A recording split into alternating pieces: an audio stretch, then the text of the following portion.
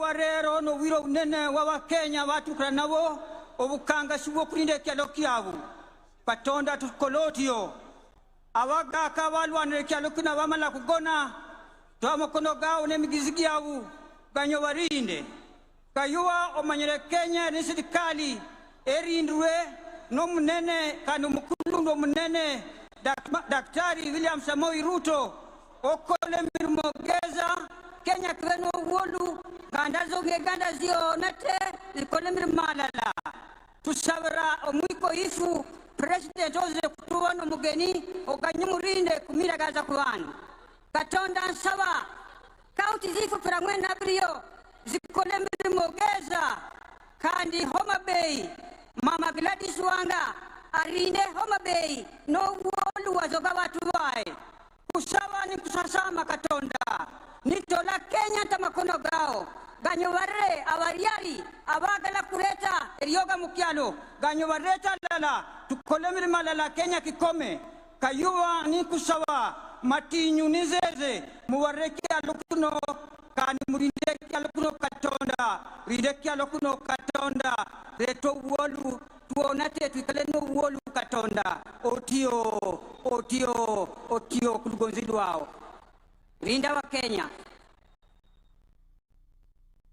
Amen. Rinda wa Kenya.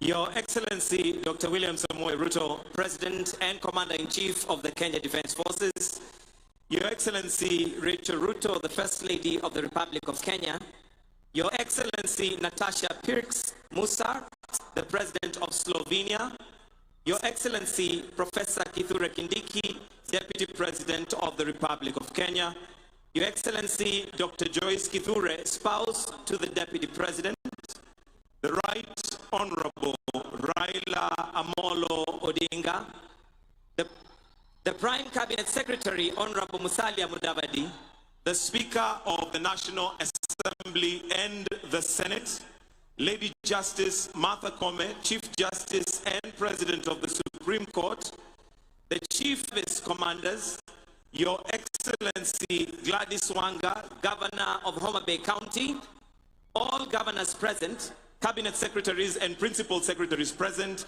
Members of Parliament, all senior national government and county government leaders, residents of Homa Bay na Wakenya wote ambao tunasherehekea siku ya Madaraka ya leo. Mheshimiwa Rais, kwa niaba ya kamati andalizi ya tamasha hii ya siku ya Madaraka, naomba utukubalie tuweze kuandalia burudani fupi. Wenzangu Beatrice Gatonye na Boni Musambi, mmetuandalia yapi? Hebu tuende kazi. Mheshimiwa Rais, tumetua Nyanza. Bila shaka hapa ni Homa Bay, moyo wa Ziwa Victoria. Na kwa kusema hivyo tunamaanisha kuwa burudani ya hapa huacha historia ikijirekodi yenyewe. Leo hii Mheshimiwa Rais, tumekuandalia mseto kabambe wa utamaduni wa jamii ya Dholuo, wasanii maarufu wa taifa, nyimbo za Injili, wakongwe wa Orutu, wapiga densi wa kuvunja sakafu ya jukwaa. Mheshimiwa Rais, leo utaweza kuwaona macho kwa macho wasanii wakali kutoka eneo hili, kama vile akina nani Maslin, Charles Odhiambo, Aroji Chogo, Papa T, Linda Wino na Kevin Gombe. Lakini kabla hawaja kuwa mastaa, Mheshimiwa Rais, walianza kama watoto, na ndio maana nasi tunaanza na watoto wetu wa Homa Bay. Leo tunajivunia zaidi ya watoto 500 kutoka shule 11 za gatuzi hili la Homa Bay, wakiwa chini ya uongozi wa walimu wao Eric Amuhaya, Faith Mbote, Ezekia Ogira, Suleiman Salim na Janet Langat kutoka Wizara ya Elimu. Watoto hawa watatumbuiza kwa nyimbo, mashairi, densi na michoro inayosifu taifa letu na kuadhimisha Madaraka Day kwa uzito wake. Burudani yote hii Mheshimiwa Rais iko chini ya kauli mbiu maji yetu, thamani yetu. Basi moja kwa moja kwa watoto na DJ Nez.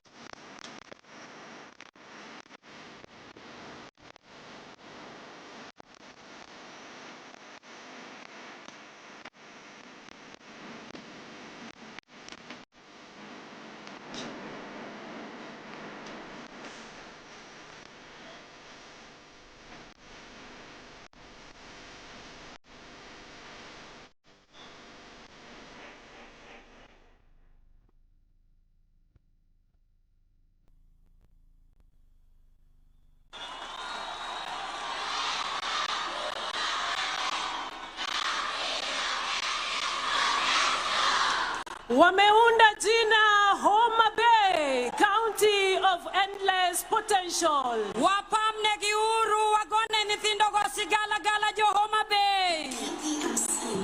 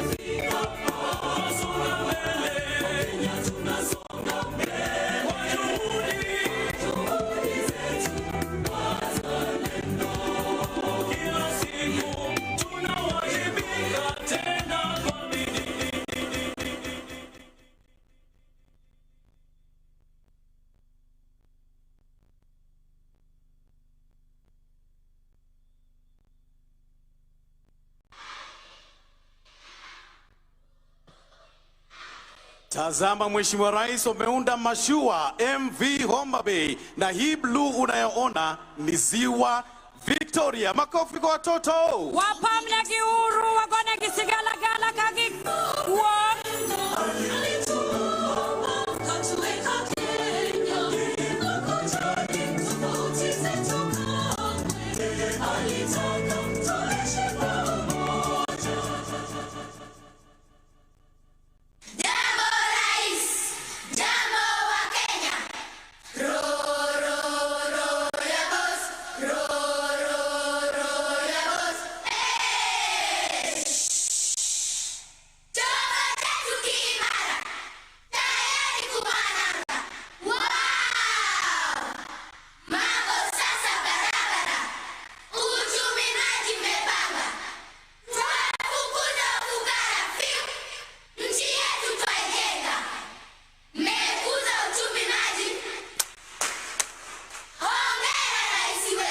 Hongera Rais wetu kwa kukuza uchumi maji. Makofi kwa Mheshimiwa Rais. PPMC Production.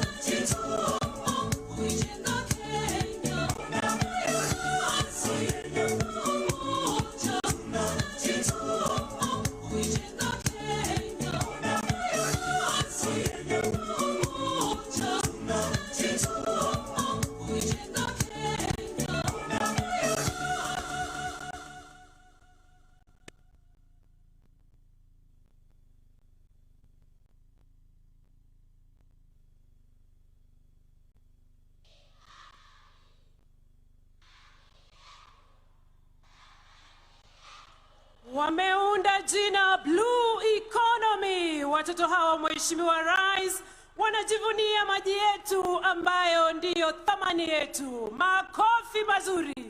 Wapamne giuru kagichumano.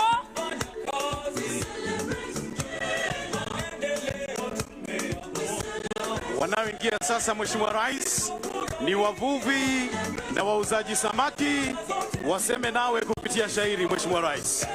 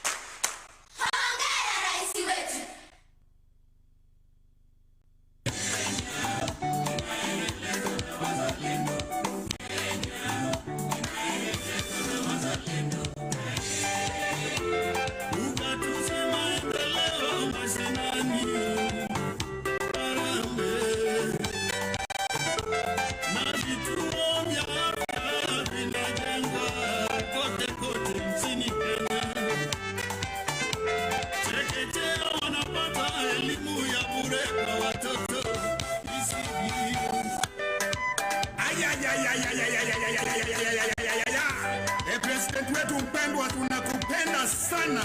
Unafanya kazi nzuri kujenga taifa letu la Kenya. Yes, Igwe. Malo malo malo malo malo malo. Malo malo Kenya yetu malo malo. Walimu malo, madaktari malo, wanamuziki malo.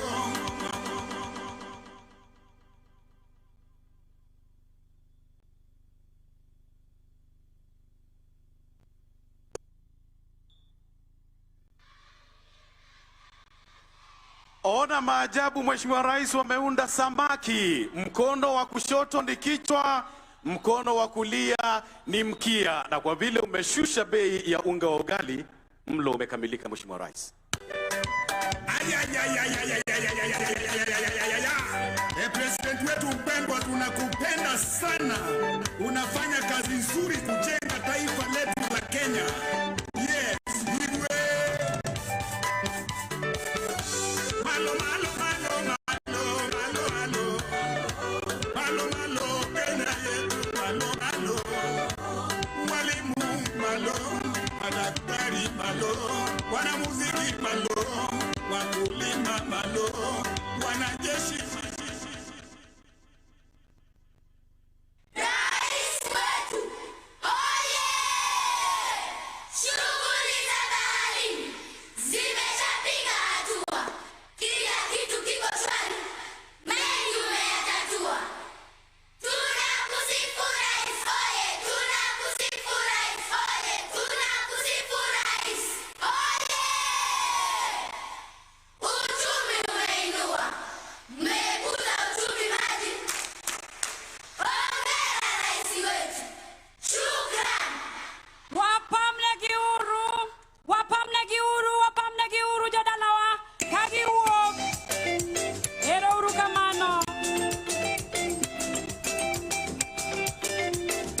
Na basi kwa ishara hiyo, Mheshimiwa Rais, tunahitimisha burudani bunifu kabisa ya watoto na kuwakaribisha wasanii mashuhuri, tukianza na nyimbo za kitamaduni. Sumba Cultural Group, Kagana Kocha Cultural Dancers, Ratonyo Traditional Dancers.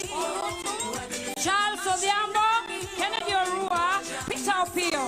Watakao kuandalia ohangla ni Acheng Nyarongo, Arodi Chogo, Freddy Jakadongo, Abongo Jakabwana, Oluch Digital, Papa T, Kaka Talanta, Oticho Jasuba. Wale watakao kuletea nyimbo za Injili ni pamoja na Milka Omondi, Linda Otieno, Owino, Fred Omondi, Christine Otieno, Paul Oleche, Kevin Gombe, Phoebe Moses, Irene Akoa na Janet Ohudu. Afrobenga, Mheshimiwa Rais, ni Awiko Wudinjapala, Lizi Seme, Abungu System, Kapweps Anto, Eda Anyon, Omondi CEO, Sherina War na Linda Matiko, the Rumba Queen. Kazi kwenu.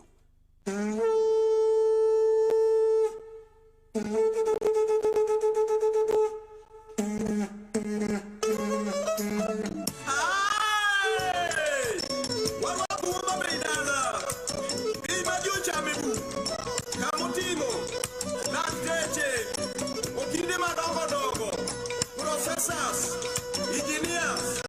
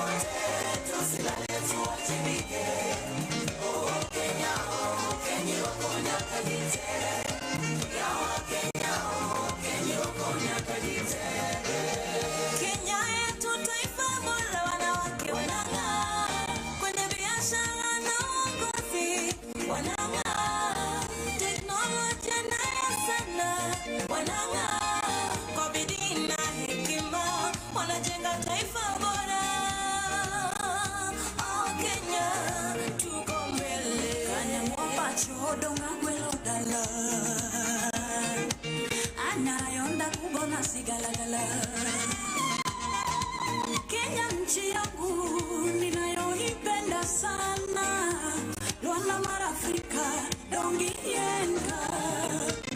Oh Kenya bena, oh Kenya bora, Kenya marwa afya bora maisha bora. Hospitali kote hadi mashinani, matibabu yameimarika katika kila pembe ya nchi yetu.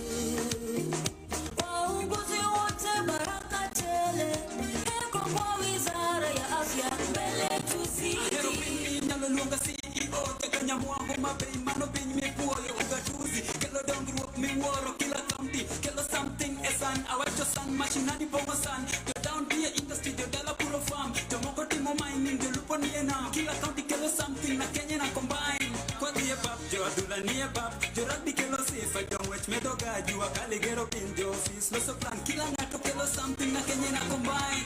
Usalama wetu sisi upo mikononi mwetu sote. Wanza na mimi na wewe na yeye. Maafisa wetu wako imara kama simba. Mipaka zetu zote kweli wamelinda. Viongozi wetu wote pamoja na raia. Alitamani wewe wabadilike. Ebinywani nyanywa nyakamila mo. Kabungu tumtopokna. Ajira wero tuwa. Sele kwetu kitwa. Dala warwako welo. Wabiro diyo nyime kwa mako welo. Riumo engi makare. Jokenya wameduru kikina. Kawatiyo mate. Wabiro kelolo mo. Usalama wazana mimi na wewe. Usalama sisi wa Kenya. Usalama wazana mimi na wewe. Usalama sisi wa Kenya. Tunatangaza amani na wewe. Wakenya wote uhuru tuko nao. Twatekeleza wajibu wetu sisi. Tunatangaza amani na upendo. Wakenya wote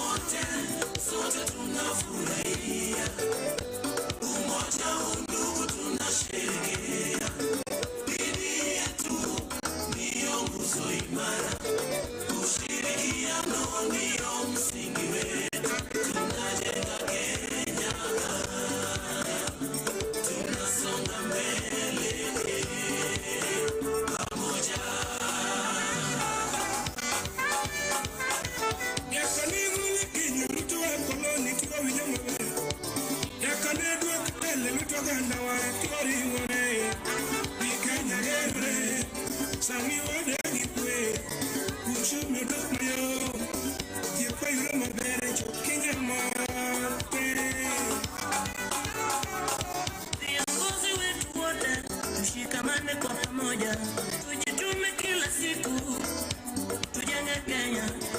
Wakubwa kwa wadogo, tujipende kila siku, yenye nguvu kwa wanyonge, wote tujijenge. Saliwe dawale katubendo neno kipayo mbeche, arita kwebe beru mineti mohala tilia lopeche, kijebe yudare vijere matindo nalore mbeche. Sigala upungi mora sigala upungi ilo sigala iwe sigala mama toe sigala wakenya duto sigala Kenya mote sote tunafurahia umoja undugu tunasherehekea dini yetu ndiyo nguzo imara ushirikiano ndiyo msingi wetu tunajenga Kenya tunasonga mbele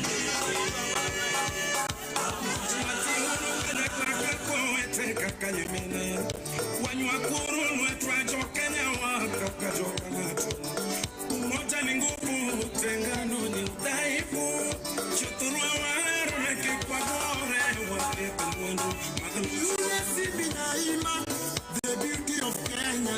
Chuturwa kulenge mbongo, the beauty of Kenya. Kata kidwaro neno flamingo, chopna ivasha Kenya. Ruma mbuga ya wanyama. Pia iko Kenya. Tunapenda Kenya, nchi yetu yenye upendo. Tunapenda Kenya, nchi yetu yenye mavuno. Tunapenda Kenya, nchi yetu yenye amani. Shirikia kwa pamoja Kenya yetu, tujivunia kuzaliwa sote Kenya. Hatubabaiki ujasiri, tunayo nchi yetu imebarikiwa. Wakenya wote tuiombe nchi yetu na tuitunze, utose konyo watinende wa moruru jo Kenya Kenya nchi yangu, hakika naipenda. Elimu bora tunao, ipindu yudoriegwa, amora maleru waloso. Yungi wagenu tuoche, viwanda bora tunavyo. Uganda yudori, Kenya vena. Biuni nunga matalo rais. Uganda biuni nunga matalo Kenya marwa. Namatalo rais tango yopi. Namatalo Kenya marwa tango yopi. Yetelo ile kiongozi marwa. Rais ile kiongozi marwa. Ikumisiti maneno regelela. Ili Uganda wadutu pinyumuru kodi. Gogo migepe Kenya ka wamuru kodi. Tunasema asante rais wetu, Mungu akubariki. Yaduduki udisi udiganga na moro Kenya. Amoro Kenya. Una moro Kenya. Yetele chunguru. Chumanu fana yupi. Yongesi chunguru. Chumanu mbele yupi. Topin chunguru. Chumanu kamnaris. Ani chunguru. Chumanu kamnaris.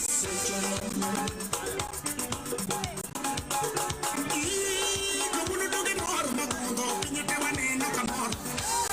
Kabunu dogi moro magundo. Pinyete wanena kamor. Wanukue imwana noge Kenya. Morgila imanena kawun. Viongozi tabasamu kidogo. Kila mtu makofi ya chini. Viongozi makofi ya kati. Rais wetu makofi ya juu. Tuko kisikia wagoyo kinyasi. Rais wetu tunakupenda zaidi. Sisi kama Wakenya tunasema endelea mbele. Fanya kazi. Sisi tuko nyuma yako. Alipo tumano mormanani. Kamuono mor tumano mormanani. Uganda mora duwa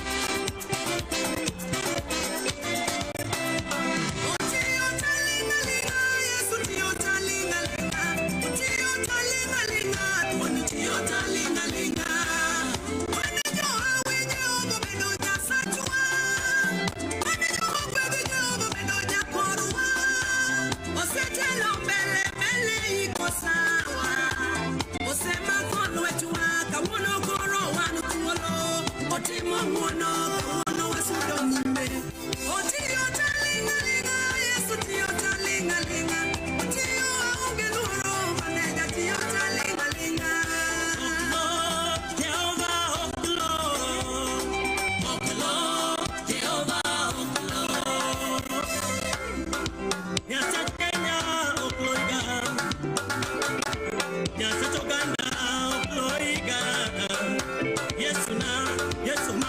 chie Urundo rundo rundo Yeso makogie Urundo rundo rundo Yeso makokuo No no no no no no Yeso makokuo No no no no no no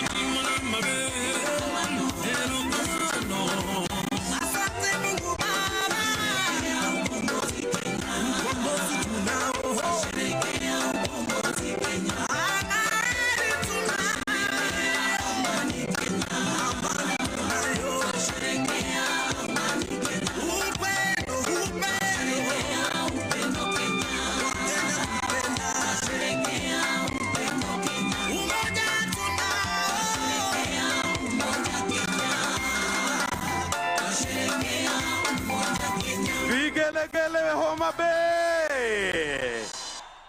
Mheshimiwa Rais, tunafika mwisho sasa wa burudani na tunaomba tuwasapoti wasanii hawa kwa kuwafollow katika mitandao yao ya kijamii.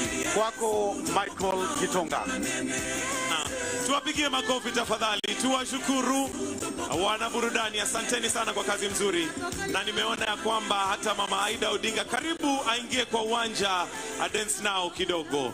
Tunaona kwa wamefanya kazi mzuri sana, na kwa sasa Mheshimiwa Rais, tungependa kualika State House Choir ili tushangilie Kenya tukiwa sote tuweze kushangilia Kenya tukiongozwa na State House Choir, na pale tuwaruhusu wale ambao wako nje waweze kuingia. Naomba tafadhali waingie kwa upolepole ili tusiwe na madhara yoyote. Tutawaonyesha mahali mtaketi, kwa hivyo tafadhali muingie kwa upolepole. Na kwa sasa pia ni watambue mabalozi wote walio hapa, ambassadors and members of the diplomatic corps. Sasa twende kwa State House Choir, tushangilie Kenya.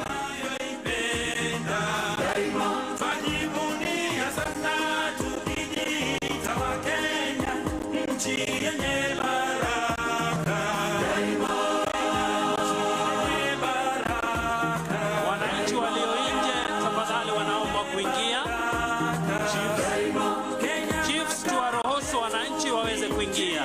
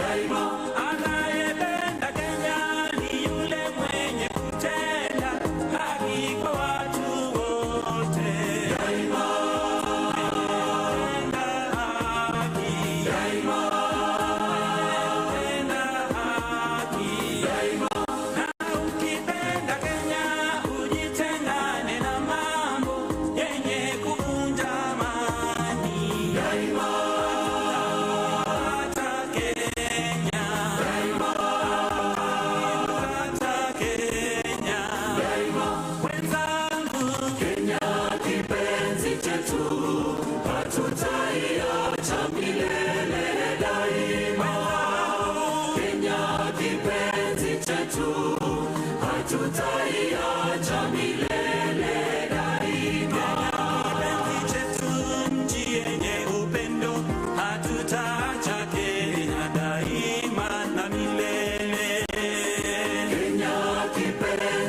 chetu, hatutaiacha milele daima.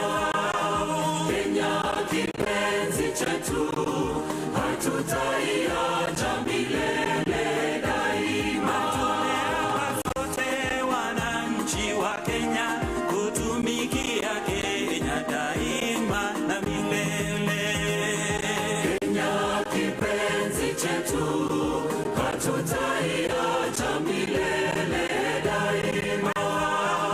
Kenya kipenzi chetu, hatutaiacha milele daima. Mama yetu tena ni baba yetu, hatutaacha Kenya daima na milele. Kenya kipenzi chetu, hatutaiacha milele daima. Kenya kipenzi chetu, hatutaiacha milele daima. Kenya nchi yangu, mimi ni mwana Kenya daima. Ngambo nitarudi, mimi ni mwana Kenya daima. kamwe na wageni, mimi ni mwana Kenya daima. sitaondoshwa na wabaya, mimi ni mwana Kenya daima. sitasaliti Kenya nchi yangu, mimi ni mwana Kenya daima. jirani wangu nitalinda, mimi ni mwana Kenya daima. wenzangu. Kenya kipenzi chetu, hatutaiacha milele daima. Kenya kipenzi chetu, hatutaiacha milele daima. Kenya taifa letu tukufu, Kenya tunayoipenda, daima. tunayoipenda, daima. tunayoipenda. daima.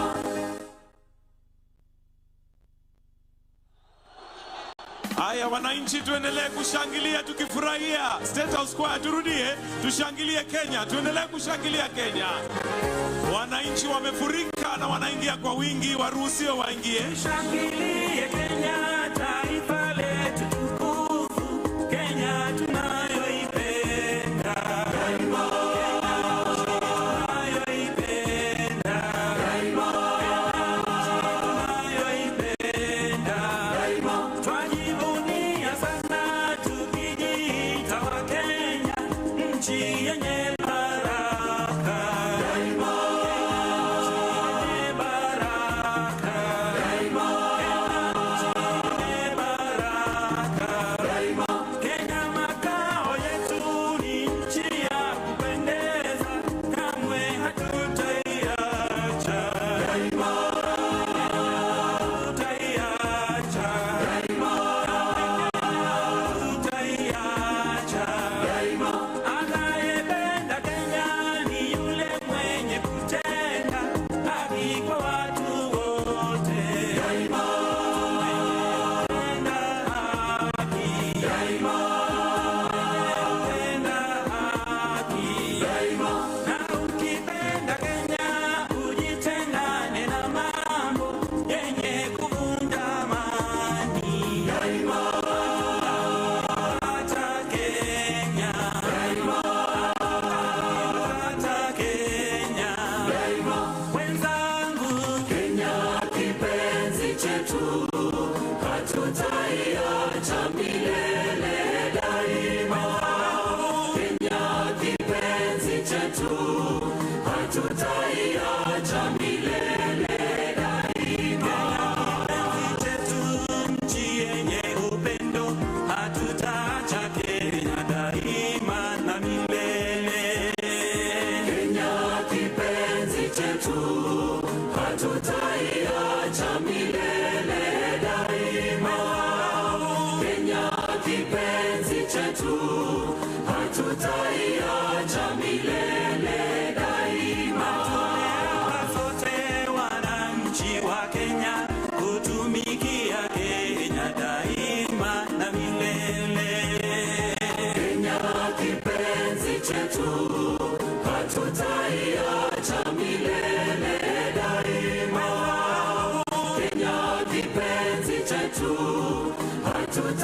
hatutaiacha milele daima. Kenya ni mama yetu, tena ni baba yetu, hatutaacha Kenya daima na milele. Kenya kipenzi chetu, hatutaiacha milele daima. Kenya kipenzi chetu, hatutaiacha milele daima. Sitaiacha Kenya nchi yangu, mimi ni mwana Kenya daima. Nikienda ng'ambo nitarudi, mimi ni mwana Kenya daima. Sitadanganywa kamwe na wageni, mimi ni mwana Kenya daima. Sitaondoshwa na wabaya, mimi ni mwana Kenya daima. Sitasaliti Kenya nchi yangu, mimi ni mwana Kenya daima. Majirani wangu nitalinda, mimi ni mwana Kenya daima. Wenzangu, Kenya kipenzi chetu, hatutaiacha milele daima. Kenya kipenzi chetu, hatutaiacha milele daima. Kenya taifa letu tukufu, Kenya tunayoipenda daima. Kenya tunayoipenda daima. Tunayoipenda daima. Tunaweza tukaketi tafadhali, ili wale ambao wanaingia waweze kupata nafasi. Wale tuko mbele tunaweza tukaketi. Haya, State House kaa tutaendelea, na pia DJ kama unaweza tupatia wimbo kasongo utafurahia. Lakini wale ambao wanaingia tafadhali tukiwe kwa upolepole. Kuna nafasi ya kila mtu, kwa hivyo tusisukamane tafadhali.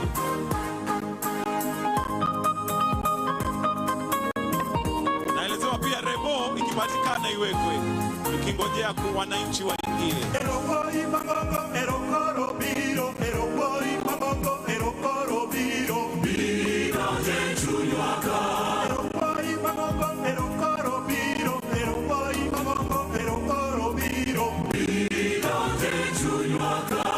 Wale tayari tuko na nafasi, tunaweza tukaketi. Ili tuwaruhusu wale wako nyuma waweze pia kuona. Wale tuko mbele tukiketi. Bimodo wari, biro jechunyaka. Erokoi magongo, erokoro biro, erokoi magongo, erokoro biro, biro jechunyaka. Biro jechunyaka. Biro jechunyaka.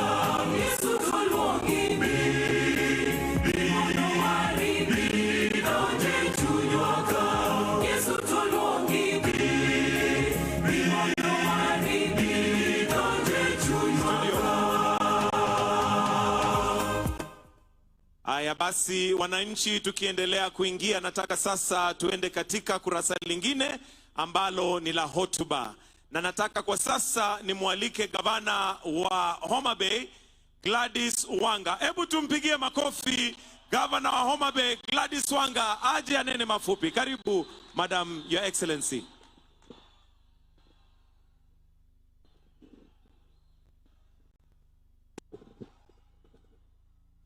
The President of the Republic of Kenya, His Excellency Dr. William Samoei Ruto, the First Lady of the Republic of Kenya, Her Excellency Rachel Ruto, our guest President, the President of the Republic of Slovenia, Her Excellency Natasha P.S. Musar, Your Excellency Right Honorable Raila Odinga, Her Excellency Mama Aida Betty Odinga, Deputy President of the Republic of Kenya, His Excellency Professor Abraham Kithure Kindiki, and Dr. Joyce Kithure.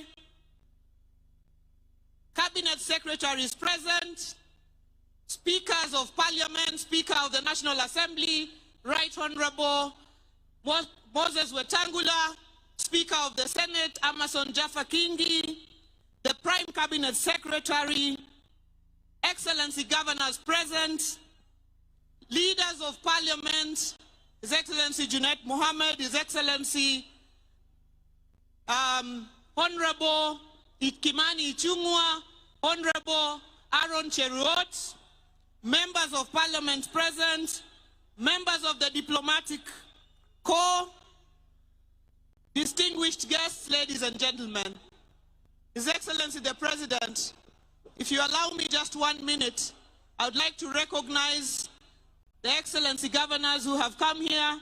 His Excellency James Bob Orengo of Siaya, His Excellency Anyang' Nyong'o of Kisumu, and His Excellency Dr. Ochilo Ayako of Migori, deputy governors led by my own deputy governor, His Excellency Oyugi Magwanga, members of parliament from Homa Bay. Your Excellency, we are hosting this as the leadership together. Please just rise so that I can recognize you. Senator Beatrice Ogola, Honorable Bensouda Joyce Osogo, Senator Moses Kajwang, Honorable Peter Pondokaluma, Honorable Millie Mabona, who is also the whip of the National Assembly, Honorable Dr. Lillian Gogo, Honorable Adipo Kwome, Honorable Martin Peters Owino, and Honorable Karoli Omondi, members of parliament from Homa Bay County. Members of the County Assembly led by the Speaker, please just rise for acknowledgement.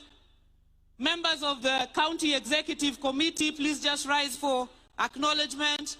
And the one and only First Gentleman, Mr. George Wanga. Your Excellency, it is my singular honor to warmly welcome you to the great county of Homa Bay, the Lake County of endless potential. Everywhere they are, the sons, daughters, and people of Homa Bay take this hosting honor with exceptional pride. Your Excellency, allow me to express our profound gratitude for granting our request to host this Madaraka Day. For the first time, the people of Homa Bay are not merely following these national celebrations on media, they are experiencing them firsthand. This auspicious moment will leave an indelible mark on our community, especially in the hearts and minds of our children and youth. Your Excellency, we are grateful that just 6 months ago, during the finals of the Genoa Governor's Cup, you pledged to complete the expansion of our stadium. Today, we proudly unveil a 12,000-seater capacity, canopy-covered stadium, ongoing of our dualing of our main highway, expansion of Kabunde airstrip, and upgrading of various roads in Homa Bay town. These developments are a testament to your commitment to keeping promises. Your Excellency, ladies and gentlemen, let me tell you about Homa Bay. Our name is derived from the majestic Homa Hills and the lakefront, the bay. Of the 6% of Kenya's Lake Victoria, almost 80% lies within Homa Bay County. It is a beautiful gem with scenic beaches, beautiful sunsets, breathtaking hills, the Ruma National Park and the rare Rowan antelope, Simbinyaima and its flamingos, and the beautiful islands of Mfangano, Rusinga, Takawiri, Kiwa, Kibuogi, Ringiti, Ngode, among others. Homa Bay offers an abundance of natural wonders. On this historic event, as we celebrate the 62nd Madaraka Day, let me reflect on the contribution of Homa Bay's legends in the making of our nation. Gor Mahia, Ojijoteko, Tom Mboya, Paul Mboya, Otieno Kajwang, Orwa Ojode, Dr. Odhiambo Mbai, the chair of the Devolution Committee during the Constitutional Review, among others. It is befitting that we named this magnificent stadium Raila Odinga Stadium in Homa Bay, Rosh, to honor and celebrate the father of devolution in Kenya, Baba Raila Amolo Odinga. Asante Baba for defending devolution. Ladies and gentlemen, in celebrating women's leadership, as a member of the G7 Women Governors Caucus, we are delighted and inspired to be joined today by our guest, Madam President, Her Excellency Natasha from Slovenia, the the only country in the world with love in its name. We celebrate women leaders on whose shoulders we stand. Mama Phoebe Asio, Mama Rachel Ruto, and Minping, Her Excellency Dr. Canon Ida Betty Odinga, among many others. We thank the people of Homa Bay for electing women leaders, as we are among the few counties that have achieved the 2/3 gender rule with the election of Honorable Millie Mabona, Honorable Dr. Ivo Bara, Honorable Dr. Lillian Gogo, Honorable Bensouda, and Senator Beatrice Ogola. Your Excellency, we celebrate your government's partnership with Homa Bay County, anchored in our constitutional framework. Since independence, no administration has matched your dedication to our development. The construction of 10 fresh produce markets in Kijebi, Luanda, Sindo, Mbita, Ndiwa, Rodi Kopany, Kindu Bay, Misambi, Kobodo, and the Homa Bay Fish Market at the lakefront, which you launched on Friday, will economically empower and dignify our farmers and traders. We thank you for approving additional markets in Kadongo, Kosele, Nyangueso, Pala, Sikuabi, and Rangue. Your Excellency, revitalization of the piers in Homa Bay, Kendu Bay, and Bita will foster seamless connectivity across Lake Victoria. In the near future, you will launch the Lake Victoria Public Ferry. Your Excellency, in line with this year's theme of the Blue Economy and Maritime Affairs, we request your government to support the setup of the Blue Economy Center of Excellence at the Tom Mboya University, lake safety for our fisherfolk, support for our beach management units, and inclusion of women and youth to attain the 52,000 potential blue economy jobs in Kenya. We applaud the commencement of construction of critical road networks, including the Mfangano Ring Road, Rusinga Ring Road, Mbita Sindo Magunga Sori Road, Kadel Kanyadhiang Road, or the Ojijoteko Road, Rangwe Oboke Nyaburu Road, Rangwe Ndiru Road, Kadongo Gendia Road, Nambakaraboka Diedo Road, the Gor Mahia Ring Road, Wahambla Imbo Road, La Laruga Road. The Gor Mahia, which you launched just the other day. These projects will enhance connectivity and drive economic growth for our people. Your Excellency, as a county, since coming into government 2.5 years ago, we have raised our on-source revenue by over 700%, from 191 million to over 1 billion shillings. Using this enhanced on-source revenue, we are constructing a 5-story accident and emergency block in our Homa Bay Teaching and Referral Level 5 hospital, which will serve as our referral hub, our commitment to a healthier and wealthier county. We are aggressively addressing infant and maternal mortality and combating the triple threat of gender-based violence, HIV, and teenage pregnancies. Your Excellency, following cutbacks in foreign assistance, we call on your government to assist county governments in recruitment, in financing recruitment of healthcare workers and regularization of UHC staff.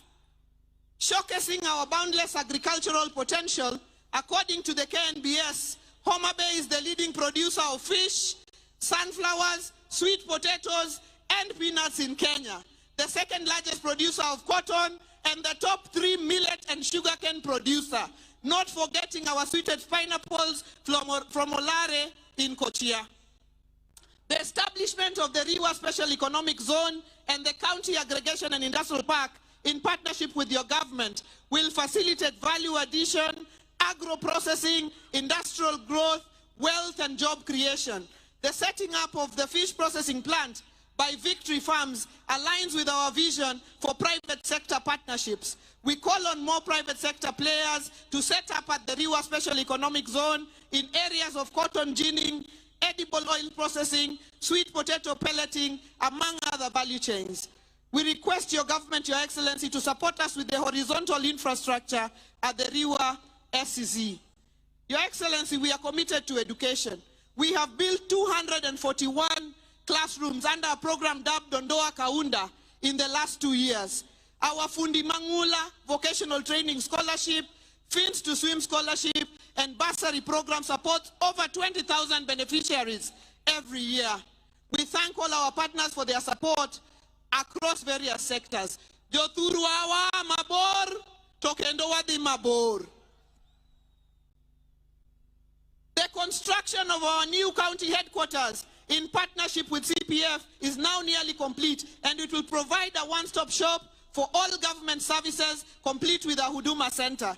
This project is part of a broader vision to transform Homa Bay into a vibrant economic hub and a gateway to East Africa. We are relocating administrative offices to open up the lakefront for investment, tourism, and hospitality. Our larger vision is to have a Homa Bay city in a decade, the Cape Town of Kenya. Your Excellency, on behalf of the people of Homa Bay, let me thank you for appointing our sons, CS National Treasury, Honorable FCPA John Badi, and the PS Interior, Dr. Raymond Omolo, to critical dockets in your government. Your Excellency, let me celebrate our unity in progress. The success of Homa Bay has been achieved by working together. In our quest for development as captured in the ODM 10-point agenda, I thank you, Mr. President, and Your Excellency Baba, for coming together to ensure that no Kenyan is left behind through this broad-based arrangement. This is how we will tackle the challenges confronting us, by having everyone on board the Kenya prosperity ship: the men, the women, the youth, the persons with disability, the elderly, the marginalized, and all 47 counties. As we celebrate 62 years of self-rule, let us recommit ourselves to national unity, progress, and development. In closing, Your Excellency, I take this opportunity to warmly invite you all back to our county for the Devolution Conference in August 2025 and the World Food Day in October 2025. And tomorrow, as we host the Mashebeji Derby for the first time outside Nairobi at this same stadium, the home of Engineer Michael Olunga. God bless Homa Bay County. God bless Kenya. Ero uruka mano joturua. Ero uruka mano kuamrua kowelo. Makofi ya Governor tafadhali. Thank you, Your Excellency. Your Excellency, sir, before Her Excellency invites the Deputy President, allow me to give PS Hinga a few minutes to give us an update on where we are with affordable housing. Tupigie makofi PS Hinga akija kunena machache.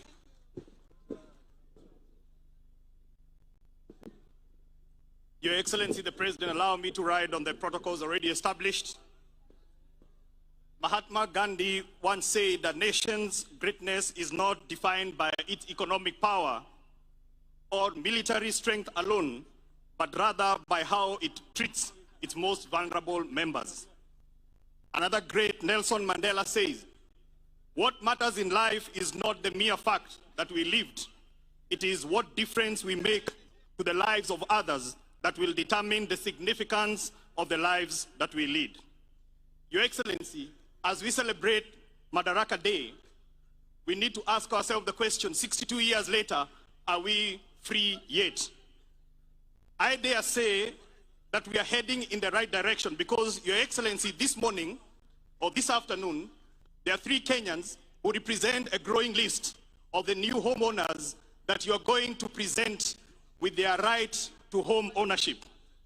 Your Excellency, freedom from indignity, freedom from living in squalor, freedom from having to pay to use a toilet, freedom where someone doesn't have to pay 172% more for water.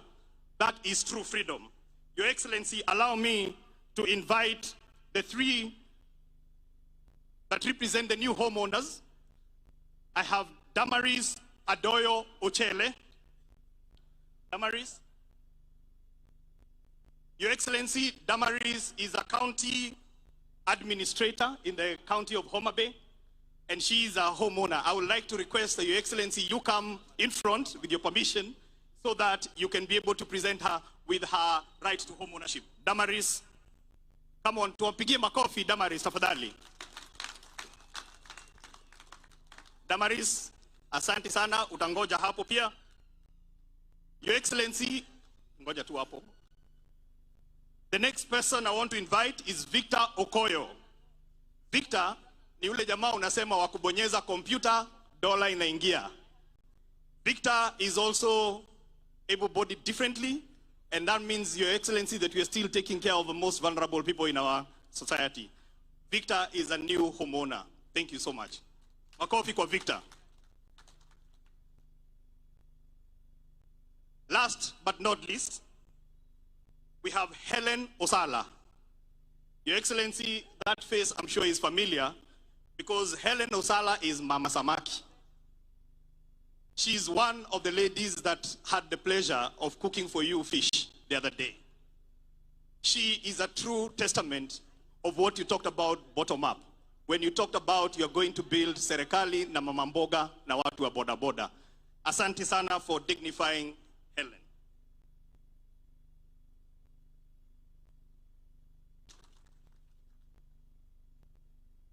So I will ask them now to stand close to you, Your Excellency, so that they can take a photo.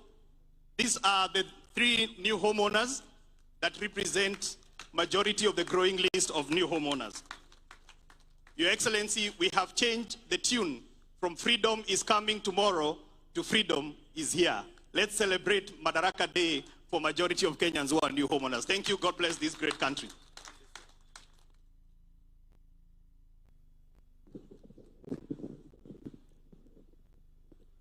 Your Excellency, allow me to invite now His Excellency, the Deputy President of the Republic of Kenya, Professor Abraham Kithure Kindiki. Jothurwa warwak jatelo. Mheshimiwa Rais, allow me to write on the protocols which have already been laid out. Mheshimiwa Rais, naomba kwa heshima kubwa kabla sijakualika kwa sababu leo tungetaka tukusikie, naomba niambie wananchi Rais ameniuliza kwa heshima nimsaidie kwa kumuita rafiki yake, kiongozi wetu ambaye ni mwanasiasa ambaye amekuwa na ushawishi mkubwa sana katika siasa zetu za Kenya. And therefore, I feel greatly honored to request with a lot of humility His Excellency Raila Amolo Odinga to say jambo before I can invite the President. Wapi nduru ya baba jameni?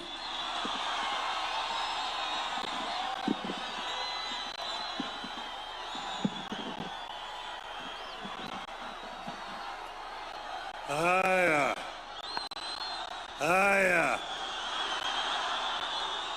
Your Excellency, President William Samoei Ruto, Your Excellency, President Natasha Musa of Slovenia, the diplomats who are here, distinguished guests, ladies and gentlemen, hamjambo, Jothurwa, Umar, Will, Ushiek. It is an honor, Your Excellency,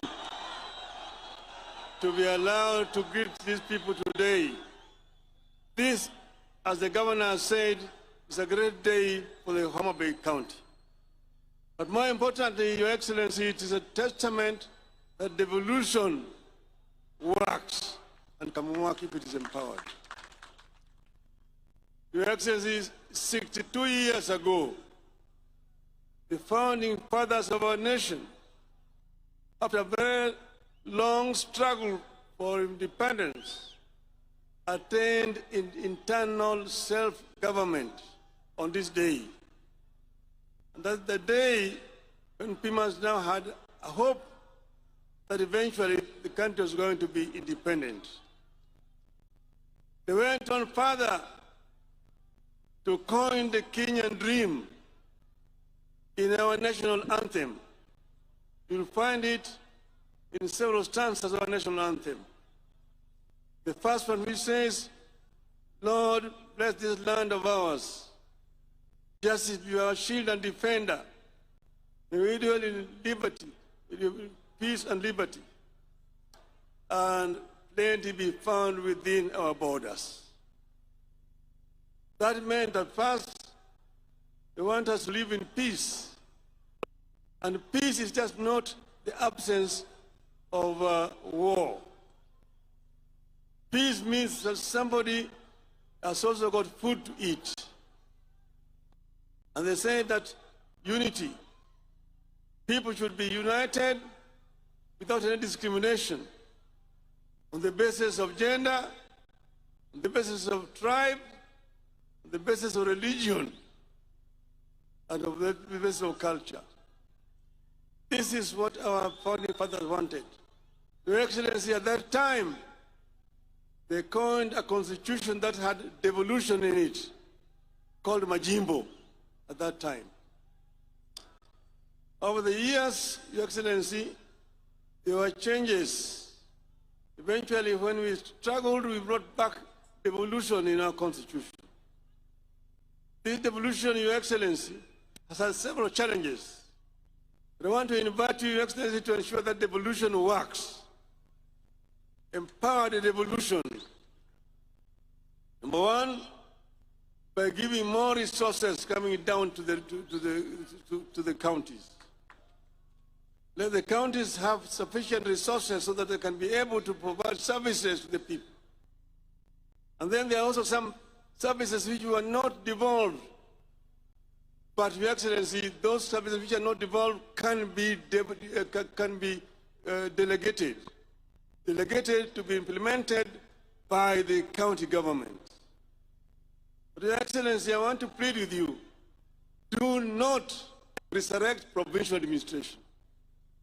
Provincial administration is a relic of colonialism that has no place today in a free and independent Kenya. We want to see that the governors get sufficient resources to do their work. And then they are also going to be supervised by other institutions. We want also our members of parliament to continue to do their work effectively by representing, legislating, and oversighting the national government, but allow the development to be done by the county government themselves. Your Excellency, if we do this country is going to develop at much faster rate. That is why I would like to hear today on the National Day appeal to Parliament to implement what we had put in our agreement, that 450 billion shillings be allocated to counties in this coming budget. Finally, Your Excellency, we have had several challenges. We have had a lot of issues. 2 years ago, we were on the streets. And even last year, they were on the streets, the Gen Zs. I saw that during the prayer breakfast recently this week, there was apologies that were being made. The Speaker and yourself, which is wonderful, as a first step to reconciliation. But then there's the issue of people who are injured, some people who died during that time. I want to today to say that we should do compensation to families of those who died and those who are injured, so that we can have a closure to this chapter of our national history today. We want Kenyans to live in peace and in unity. Yothurwa. Unenogi wanenoni. Wija maber. Uroko welu. Ame adwa ni jothuro mondo oriwre kwa dhi nyime. Wang'e kuma wadwa dhiye. Wang'e kuma aye, wang'e kuma timo nadi, kuma wadhiye. Your Excellency, thank you very much. Long live Kenya. Asante.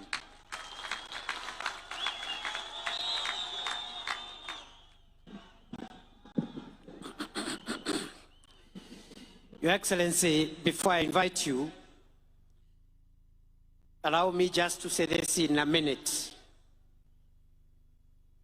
That this generation owes the generation that fought for the political freedom of Kenya,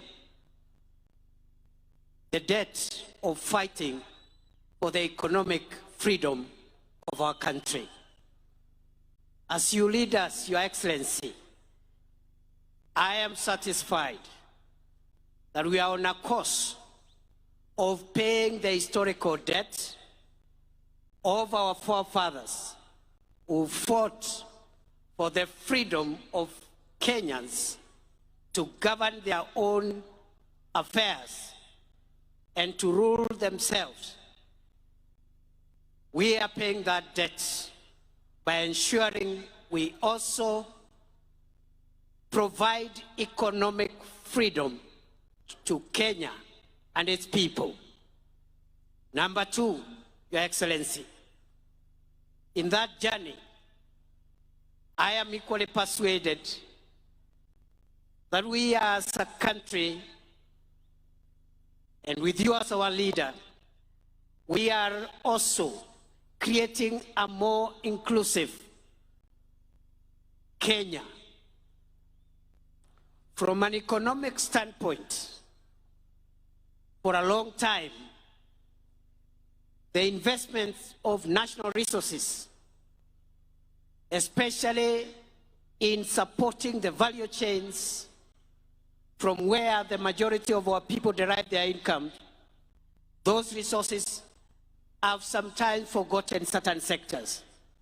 I am glad, under your administration, Your Excellency, we are spending more money, not only to strengthen the traditional value chains in tea and coffee and all the other important crops grown in our country, not just in livestock development, but we are also spending enough resources to provide support to fisher folk and make sure our country maximizes from our blue economy resources. Finally, Your Excellency, as we live and travel this journey, it is also clear on us that between yourself and His Excellency Raila Odinga, you are speaking to our nation so that we can forge closer ties among ourselves as citizens of Kenya, reduce barriers brought about by politics, ethnicity, religion. And going forward, Your Excellency, we look forward to your partnership, yourself and His Excellency Raila Odinga, and the rest of us who are fortunate to be in leadership positions, to build a more united Kenya, a more inclusive Kenya, where one's place of birth, religion, ethnicity doesn't have to count. Rather, their merit and what they bring on board in the contribution of our national development is what matters. I want to appeal that we also bring on board all generations so that the younger people, the older people, the children, and even the generations to come, we all find ourselves in that one ecosystem because we all belong to this country. No generation is superior to the other. The older people have a role to play. The younger people have a role to play. Our children have a role to play. Even the unborn, when they arrive in the world through Kenya, they will have a role to play. Nakushukuru Mheshimiwa Rais, na mimi nataka nikuambie nitaendelea kusaidia vile unajaribu kuunganisha Kenya. Nimshukuru mzee wetu Mheshimiwa Raila Odinga ambaye ni kiongozi amesukuma siasa ya Kenya kwa muda mrefu before some of us even arrived in the scene. But he is courageous enough, patient enough all the time to consider Kenya greater than each one of us. Na kwa hayo mengi Mheshimiwa Rais, allow me, fellow Kenyans, that we be upstanding as we invite President William Ruto to come and address us. Wapi shangwe na vigelegele jameni? Asanteni sana. Welcome, Mr. President.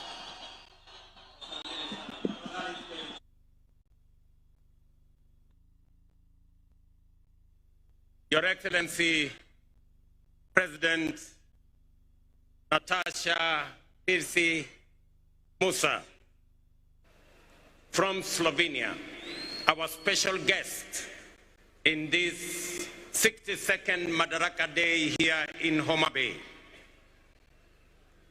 Your Excellencies, honorable members, distinguished guests, ladies and gentlemen, the great people of Homa Bay and Kenya, hamjambo. Homa Bay hoye. Amoso jodurwa. Jodurwa untie. Jodurwa umor. Jodurwa oil. Bwana Yesu asifiwe.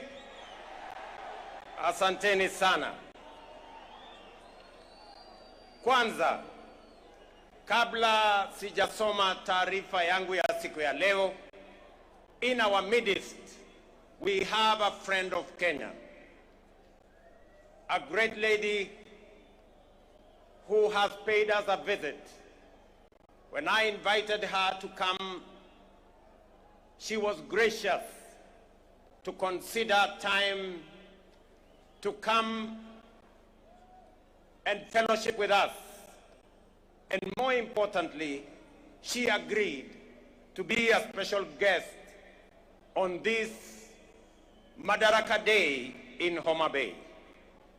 Your Excellency, Madam President, we honor you.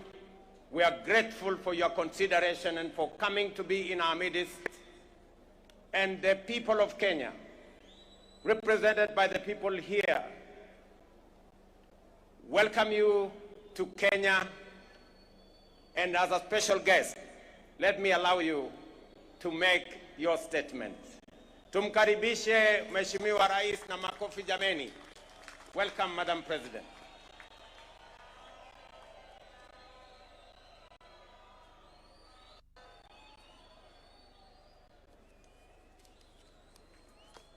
Hello, everybody. Dear Mr. President, distinguished guests, and above all, people of Kenya, I stand here before you, deeply honored by the privilege that Kenya, a proud and powerful nation of the African continent, has bestowed upon me to address the Kenyan people on behalf of the people of Slovenia. I stand before you, humbled yet proud of how warmly Slovenia has been received and of our shared desire to see the cooperation between our two countries flourish. The Kenyan people wrote a pivotal chapter in history. Madaraka Day, the day Kenya gained the freedom of self-government, marked the day Kenya finally secured the right to shape its future. An arduous journey came to an end. The days when foreign settlers drove the Kenyan population from fertile land and forced them into poorly paid labor are long gone, but they will never be forgotten. For the struggle for the independence was anything but easy. And it came at a heavy cost. Of course, the Kenyan people know only too well that history is not just about facts. It is also about preserving and developing the fundamental values that ensure the survival of a nation. Values that strengthen its identity and, above all, its unity. Jomo Kenyatta, the man who led Kenya to independence, recognized this. He also knew that Kenya's unity alone would not be enough to secure a bright future of Africa.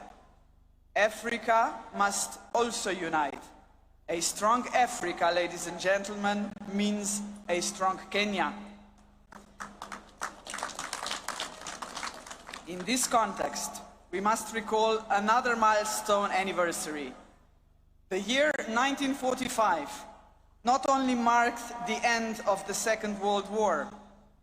That year, 80 years ago, the Pan-African Federation was created. The founders of the Federation, including Jomo Kenyatta, sent a clear message to the world. 700 million people living under colonial rule and without rights had had enough. They demanded their place under the sun.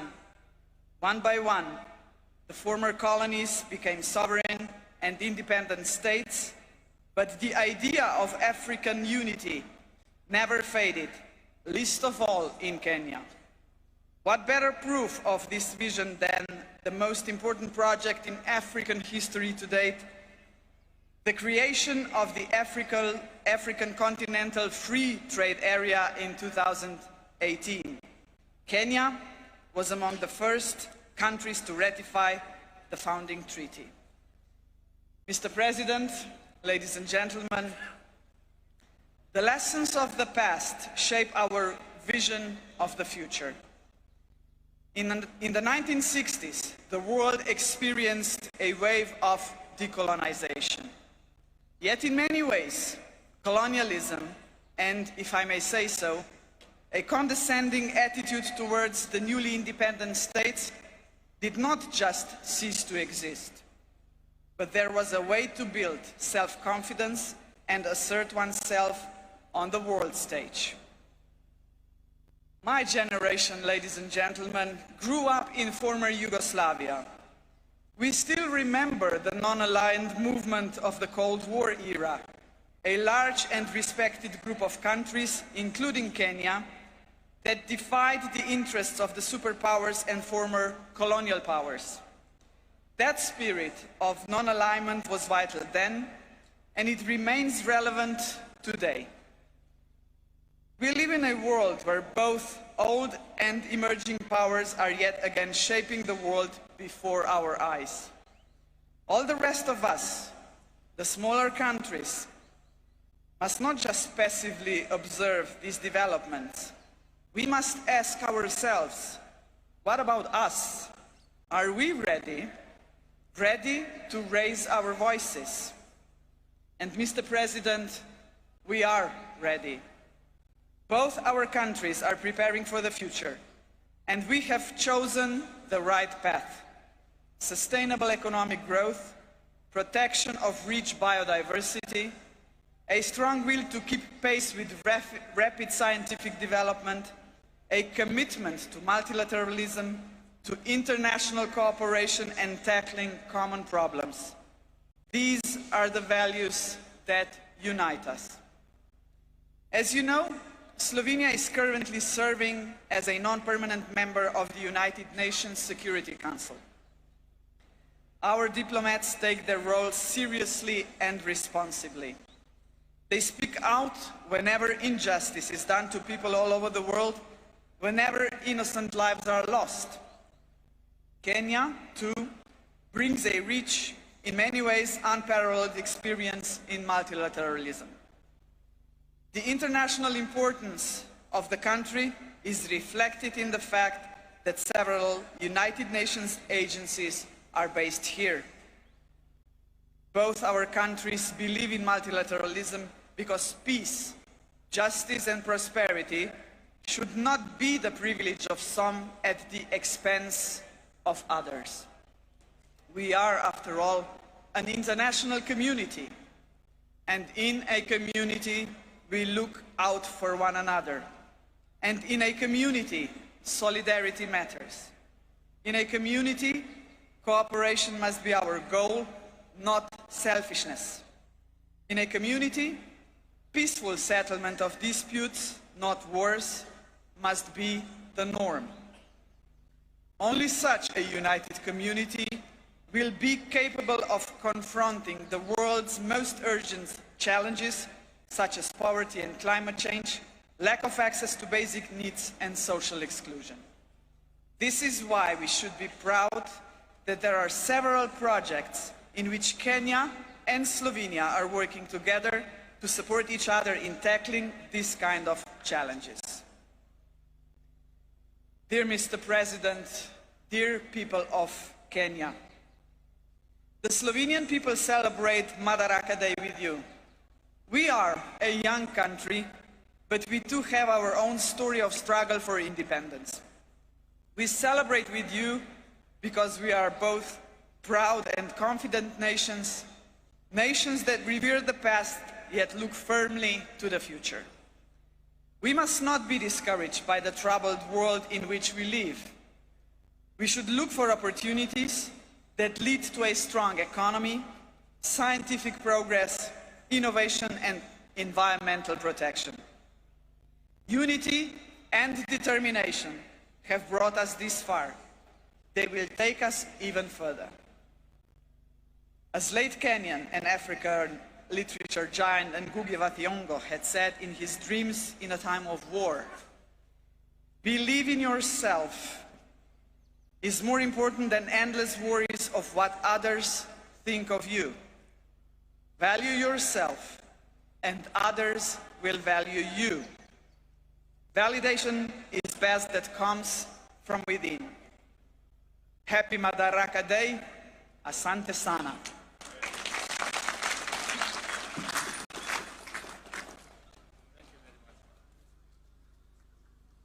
Thank you very much, Madam President. And thank you very much for that statement. Ladies and gentlemen, it gives me immense joy to be back in this county of limitless potential, Homa Bay. It has been 62 eventful years since we took this historic step towards full independence through our hard work, determination, and self-belief. We have defied odds, surmounted challenges, triumphed over adversity, and emerged as a modern democratic state whose government and economy are energized by the restless ambition of confident citizens. Our forefathers knew, as we do, that we, the people, are the foundation, the pillars, and the engine of this nation, and that only we can do the work of building the Kenya we want. More critically, we understand keenly that this country is our home, and we have no other. This is why, wherever they go all over the world, Kenyans never forget their homeland and vigorously contribute to nation building. We are acutely aware that although we have given a decent account of ourselves since the first Madaraka Day, we are quite far from where we ought to have reached. It is time for us to reflect on the state of our collective self-belief as a people, because without it, we lose all the opportunities that come with Madaraka. We all know that Kenya is not short of imaginative strategies and bold visions. In fact, so good are some of our plans that other countries have successfully implemented them and achieved impressive progress. Our biggest problem has always been one of implementation and execution. The faith to believe in our plans for change. the courage to execute, and the patience and focus to get it done. Some do not believe that we deserve the good that comes with positive change. Others think we are too poor or even in the wrong part of the world. Yet still, others do not want to see changes that benefit ordinary people or make life better for everyone. Today, ladies and gentlemen, I want to persuade the doubters that no one else is going to bring change except us, and that the only way to build the Kenya we want is by embracing change, however uncomfortable it may seem at first, and that we must possess the self-belief individually and collectively to approach our tasks boldly, confidently, and with determination in order to deliver new, more and better, sooner rather than later. Ladies and gentlemen, over 2.5 years ago, we embarked on an ambitious journey of national renewal powered by the bottom-up economic transformation agenda and rooted in the will and sovereign consent of the people of Kenya. Bottom-up is not just a mere slogan. Today, it is a lived reality for millions of Kenyans, transforming lives and reshaping destinies across the country day by day.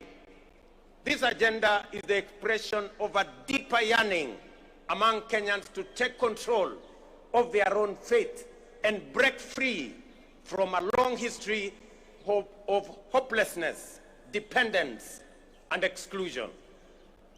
This renewal of our commitment to deliver on the fundamental mandate of Madaraka is inspired by the enduring spirit of self-determination through which we vow to give ourselves not only what was denied us during colonialism, but also what every citizen and every human being deserves.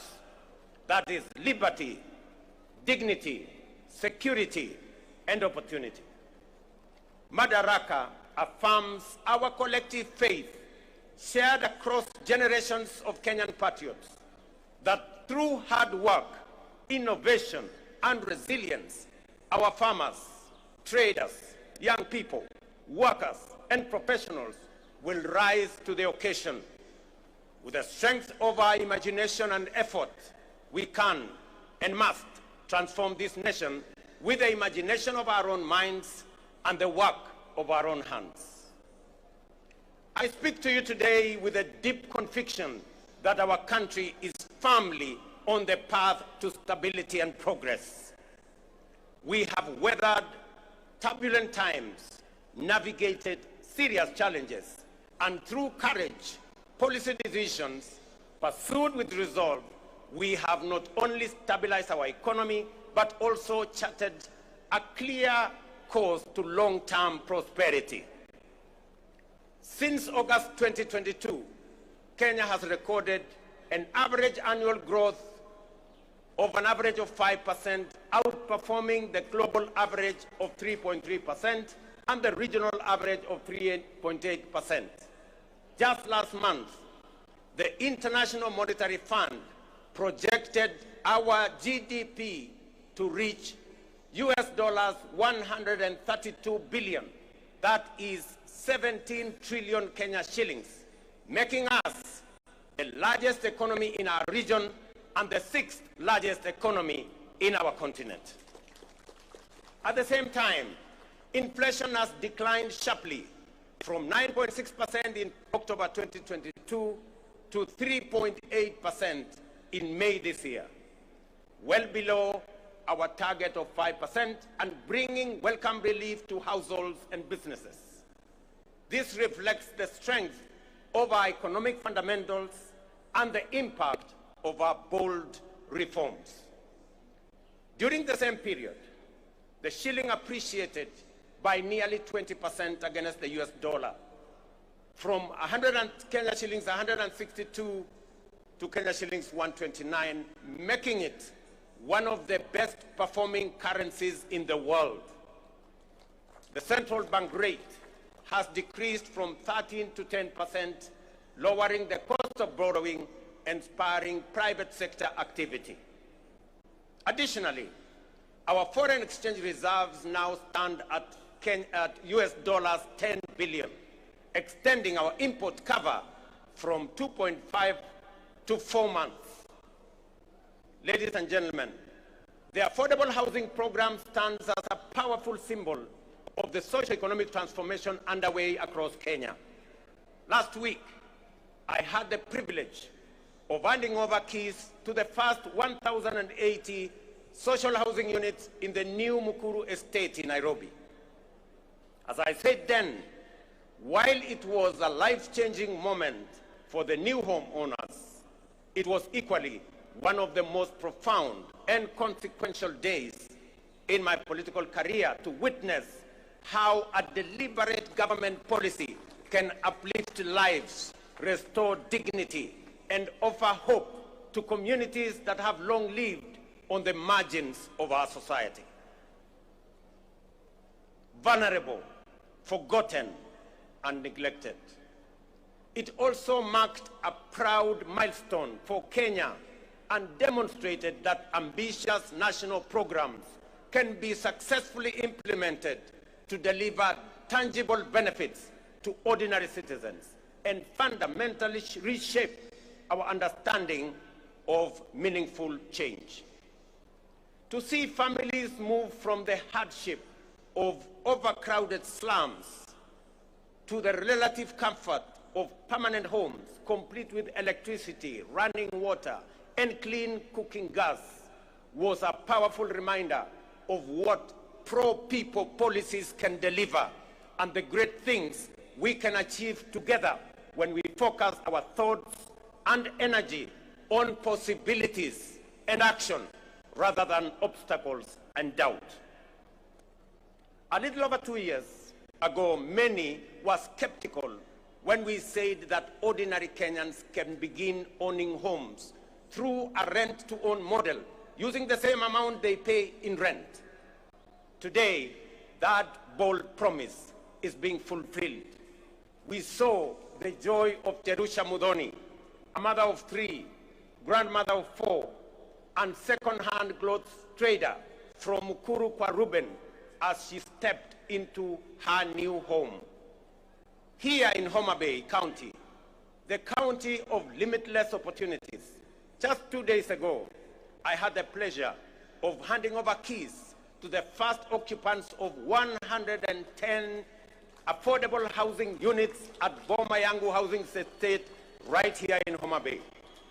Among the new proud homeowners, some of whom are with us here today, were Kennedy Otieno Odede, a border writer, Helen Atieno Osala, a mama samaki at the new modern fish market here in Homa Bay, Geoffrey Othiambo Nyasuda, a Jua Kali fabricator, and Vincent Ocheng Onyango, a security guard.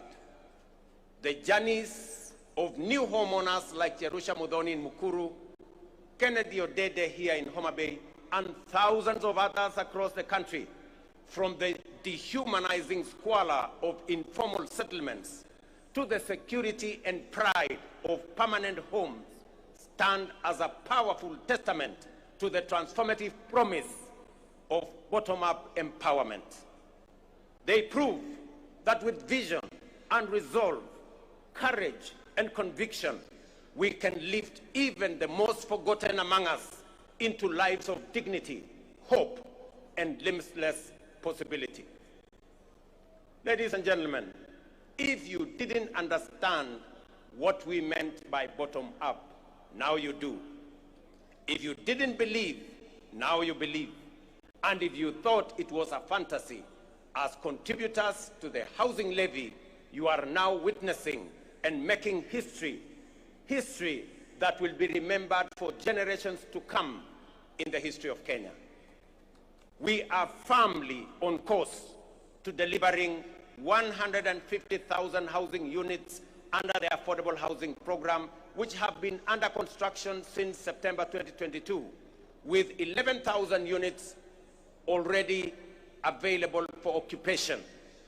Very soon, I shall be handing over keys to new homeowners in Bahati in Nakuru, in Elbakon in Nakuru, in Mabera in Kuria West, in Mgwen in Nandi, in Milimani in Kakamega, and also in Vihiga counties, Nanyuki, and many others across the country. The bottom-up transformation is reaching every corner of Kenya, leaving no one behind.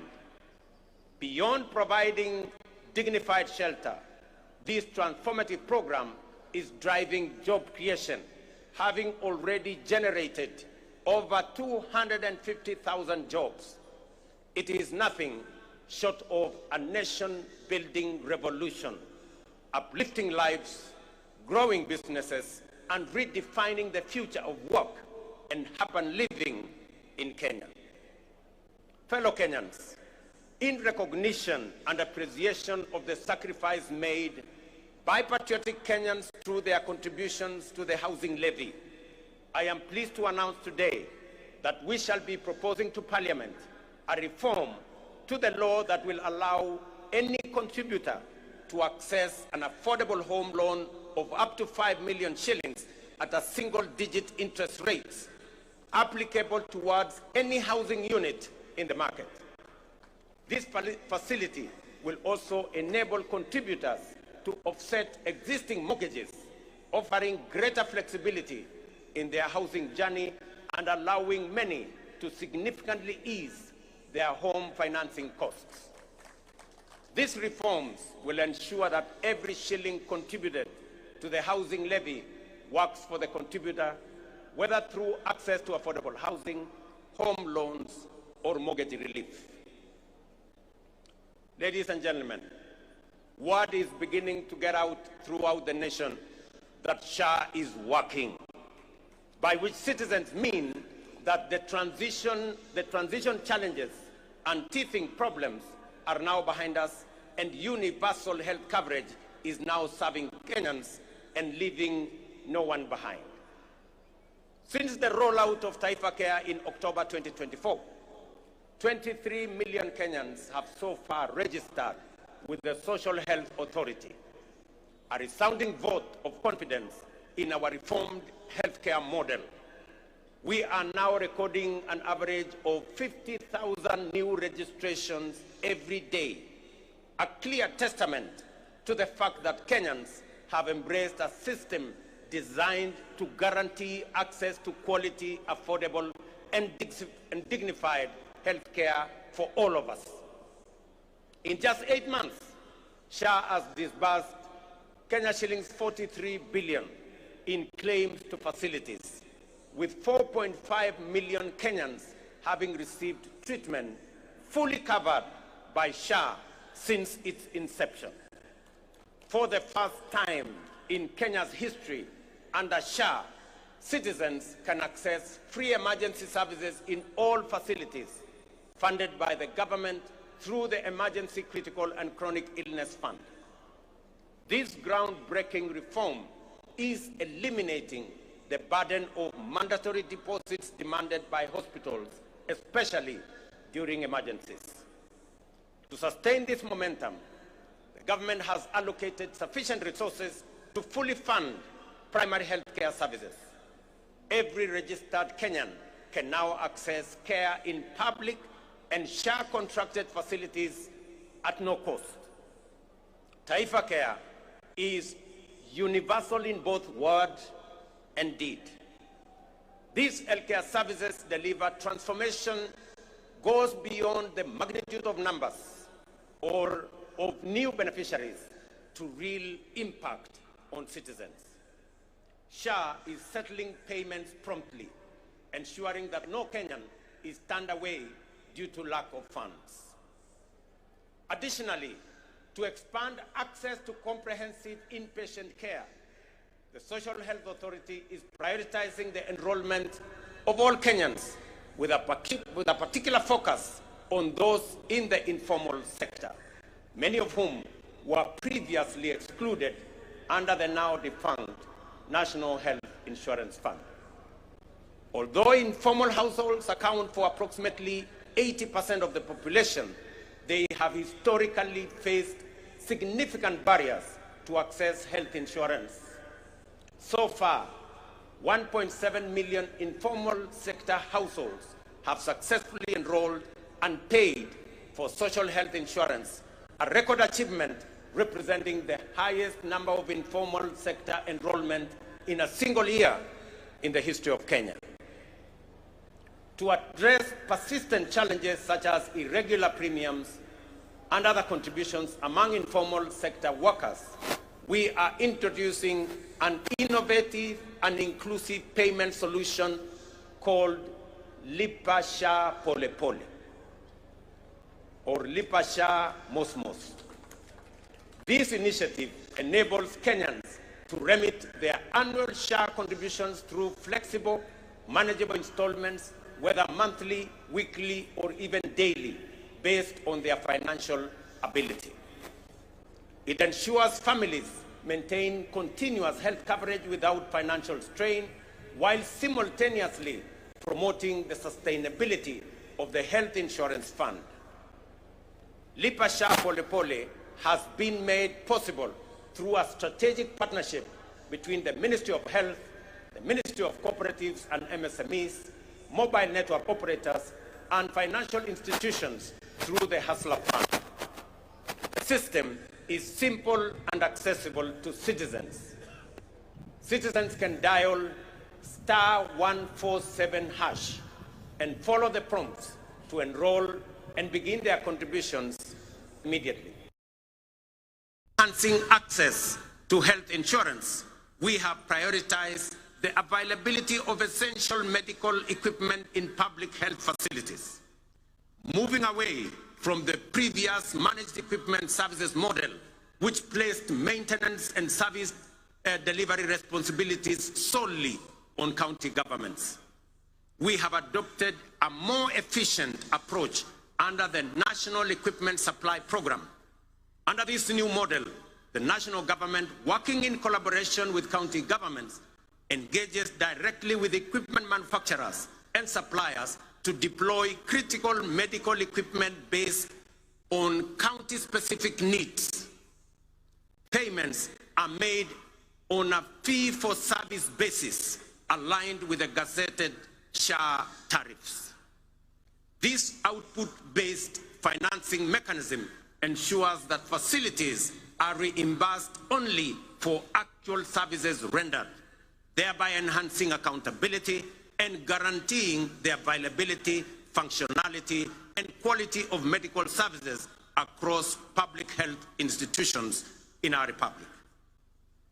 I urge every Kenyan to take charge of their health by enrolling with the Social Health Authority so that together we can end the heartbreaking cycle where families are forced to auction their livestock, sell their land, or part with their life's possessions just to afford medical care.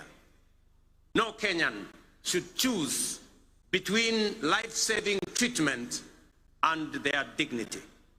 Let us unite to build a healthcare system rooted in dignity, equality, and compassion, a system where access to care is a right, not a privilege for a few.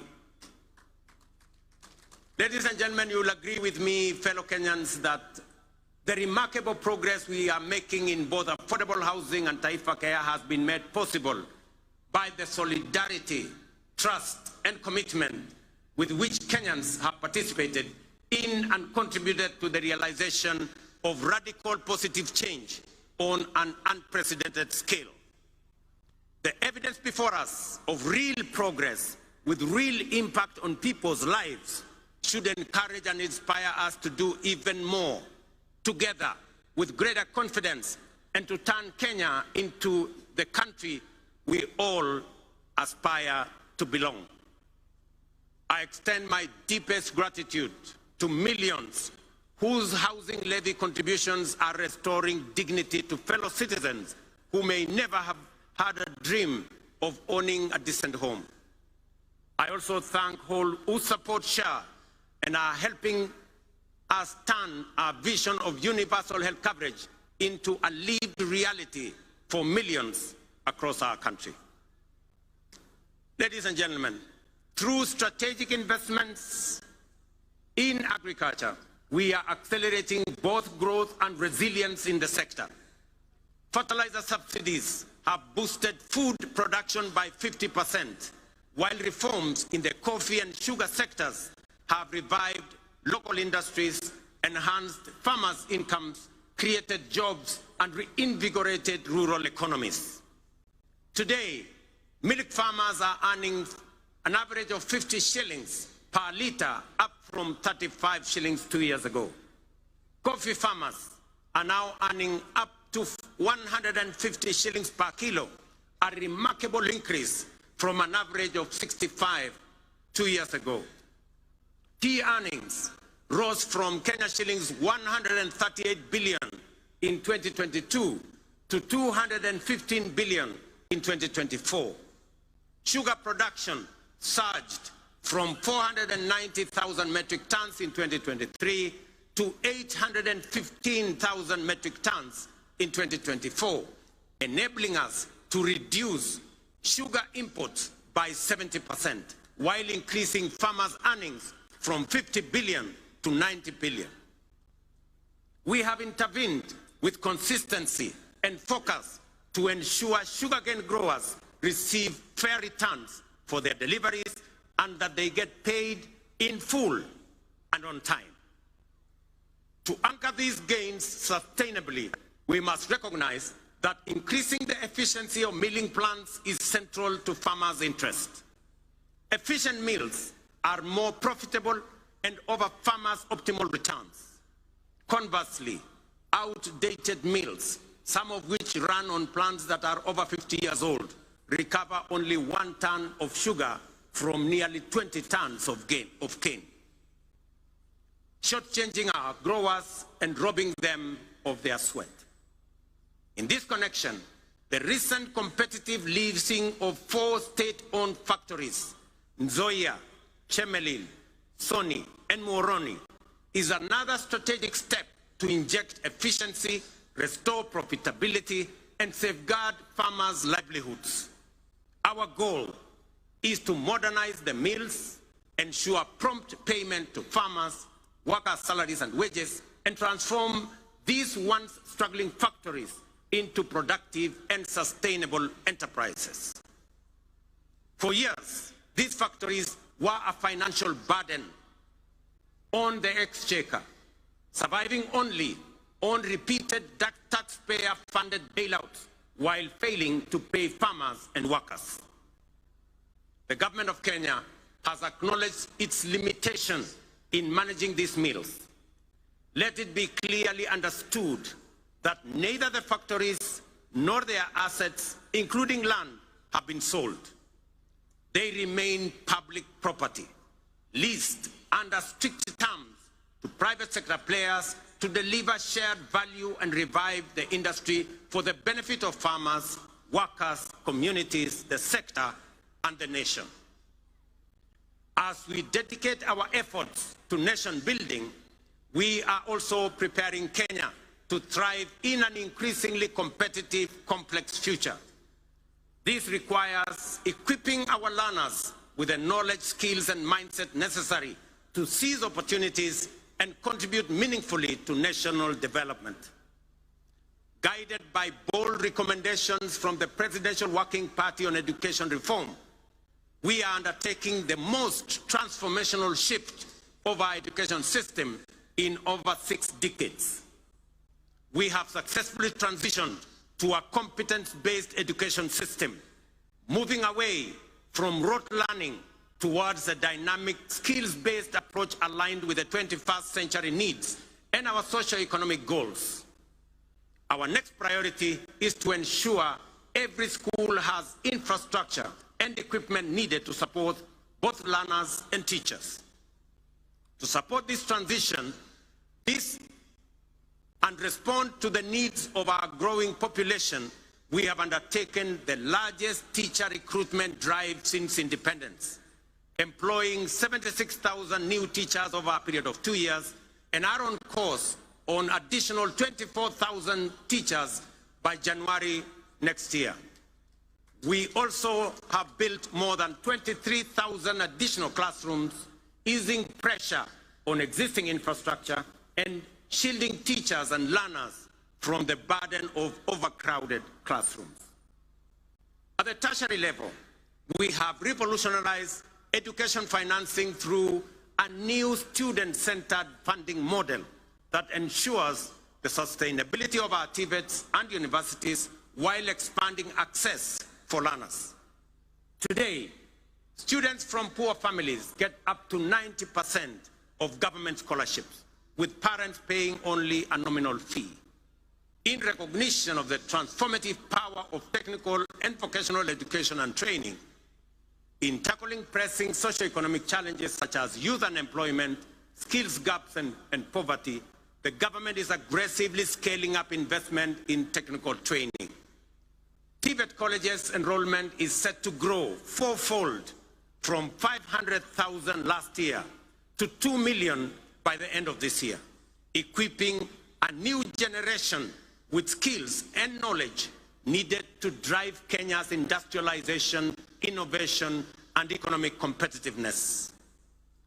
Ladies and gentlemen, to further empower ordinary Kenyans and small businesses with affordable credit, the Hustler Fund has supported over 25 million borrowers, disbursed 70 billion, and mobilized 4.5 billion in savings. It has also introduced a revolutionary credit rating system that is transforming access to finance for millions who were previously excluded from the formal financial system. The Hustler Fund credit rating system is designed to offer fair and transparent assessment of creditworthiness. It serves as an alternative form of soft collateral for individuals at the base of our economy, the historically excluded majority who lack access to formal financing guarantees such as payslips, title deeds, or other traditional forms of collateral. To date, over 4.5 million beneficiaries with strong credit scores have been qualified for increased loan limits. Notably, 400,000 of them are now eligible for loans of up to 150,000 without any other collateral except their credit score, bringing them into direct engagement with commercial banks. This effectively integrates them into the mainstream financial system, unlocking greater economic opportunities for them. As part of this financial empowerment program for those at the base of our economy, I am pleased to announce that in recognition of the immense potential of our young people, their critical role in the economy, and their capacity for creativity and innovation, the government of Kenya has partnered with the World Bank to roll out the 20 billion National Youth Opportunity Towards Advancement Project, commonly known as NYOTA. This initiative aims to empower over 800,000 young people aged between the ages of 18 and 29 years, and up to 35 years for those with disabilities, by enhancing their employability through skills, training, on-the-job experience, recognition of prior learning, and entrepreneurial development, and the promotion of a savings culture. The NYOTA project leverages the Hustler Fund platform and has already attracted over 1 million applicants for its business support component. This initiative targets at least 70 young people in every ward across Kenya, offering grant funding, business training, and market linkages. We have committed 5 billion Kenya shillings in grants to support 100,000 young people. Each will receive Kenya 50 shillings grant in seed capital to start their entrepreneurial journey by August this year. I am equally pleased to report to the nation that effective this week, we will commence the nationwide rollout of Climate Works, a bold and ambitious initiative aimed at engaging over 110,000 young people across the 47 counties in meaningful work that strengthens their nation's resilience, beginning with informal settlements. Launched last year in Nairobi, the program has recorded significant success and is now being expanded to the remaining 46 counties. Structured as a social protection program, Climate Works will engage youth to deliver vital public goods, including the construction of roads, the planting of trees, and the improvement of environmental sanitation within their localities. Through Climate Works, we are not just offering a paycheck for today. We are providing financial relief and a bridge to future opportunities, enabling young people to pursue their next steps, whether in launching a business, furthering their education, or stepping into long-term employment. So vijana wa Homa Bay, mujipange kuanzia next week. Ile ilikuwa inaitwa kazi mtaani, sasa itaanza Kenya mzima, na vijana 1,110 watapata nafasi ya kushiriki katika kazi hiyo. Ladies and gentlemen, the blue economy is a central pillar of the bottom-up economic transformation agenda with vast potential for job creation, food security, revenue generation, and rural development.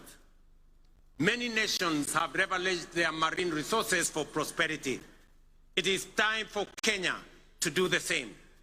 That is why this Madaraka, themed around the blue economy and maritime affairs, is being marked here in Homa Bay, the bay of endless opportunities. When we speak of unutilized opportunities and untapped potential in the blue economy, Homa Bay in many ways mirrors the promise of Kenya itself. Kenya has the capacity to become a maritime powerhouse. It is time to act, time to do something bold, ambitious, and transformative with this opportunity. Recognizing this opportunity, the government of Kenya is prioritizing the blue economy as a key frontier for national socio-economic transformation. We are making deliberate and strategic investments in sustainable fisheries across lakes, dams, and oceans. A flagship initiative is the Kabonyo Fisheries and Aquaculture Services and Training Center of Excellence in Nyando. Once operational, it will produce 7 million fingerlings quarterly to restock Lake Victoria and drive research, training, and innovation. The facility will house a Nile Perch Innovation Center, an Aquaculture Resource Center, and the Kenya Fishing School, positioning Kenya as a regional aquaculture leader. Similarly, the Sagana Aquaculture Center is being modernized to serve as a national breeding hub to warm water species like Nile tilapia and African catfish. These initiatives will boost aquaculture productivity, improve nutrition, and expand livelihoods, aligning with Kenya's Vision 2030 and the bottom-up economic transformation agenda to expand fish farming into arid and semi-arid regions. In Mount Kenya's highlands, the Kikanjo drought hatchery is being upgraded to resolve issues like fingerling shortages and high costs, ensuring trout farming remains viable in cooler regions. At the coast, the National Mariculture Research and Training Center in Shimoni, under the Kenya Marine and Fisheries Research Institute, is cultivating maritime species like milkfish, mud crabs, seaweed, oysters, and prawns. This initiative aims to create jobs and improve livelihoods for about 200,000 people across 5 coastal counties. The development of Liwatoni and Shimoni fishing ports will further expand deep-sea fishing capacity to 24 vessels, fully unlocking our maritime potential. We have completed 7 modern fish landing sites on the Indian coast and 3 on the shores of Lake Victoria. Additionally, 5 more landing sites are under construction in the coastal counties of Kwale, Mombasa, Kilifi, Tana River, and Lamu at the cost of Kenya shillings 1 billion. Due for completion by September this year. 9 new landing sites are also planned around Lake Victoria, in Kisumu, Busia, Siaya, Migori, and Homa Bay, with a budget of Kenya shillings 1.5 billion. To strengthen the fisheries value chain, we are also building modern fish markets with cold storage and hygiene facilities. In the coast, markets are being constructed in Likoni, Malindi, and Kibuyuni. In Turkana, we are developing markets in Kalokol and Lowerangak, alongside fully equipped landing sites in Kalokol and Loyangalani. Collectively, these investments aim to cut post-harvest fish losses, currently estimated at between 30% and 40%, and create new economic opportunities for women and young people. The blue economy currently contributes 36 billion to our economy, which is only 0.6% of our GDP, but has the potential to contribute Kenya shillings 400 billion through both capture and culture fisheries. To meet this rising demand and ease pressure on wild stocks, we are promoting cage farming in Lake Victoria. As of 2024, over 4,000 cages have been established in Kisumu, Siaya, Homa Bay, Migori, and Busia, producing 12,000 metric tons annually, mostly of Nile tilapia. Ladies and gentlemen, over the past 2.5 years, we have constructed 1,800 kilometers of new tarmac roads and maintained over 134,000 kilometers, surpassing our target, unlocking markets, empowering rural communities, and supporting key sectors such as agriculture and housing. Discussions have been concluded on the extension of the standard gauge railway from Naivasha to Kisumu and onward to Malaba. Additionally, by July this year, construction will commence on the dual carriageway from Rironi to Mau Summit, eventually extending through Eldoret to Malaba. Ladies and gentlemen, as we often say here in Kenya, any time is tea or coffee time, which explains why instant coffee is a favorite for many. Yet we must all agree that while instant coffee is good, there are no instant solutions to the enduring and demanding tasks of nation building. Real change takes plans, persistence, and discipline. Promises must be followed by action and the willingness, discipline, and grit to do what is necessary day by day. Above all, we must overcome the fear of change, knowing that today's world demands courage, conviction, and bold leadership. The transformation underway throughout our country is real and considerable. Profound change is taking place before our eyes. Our children are getting quality education and relevant education.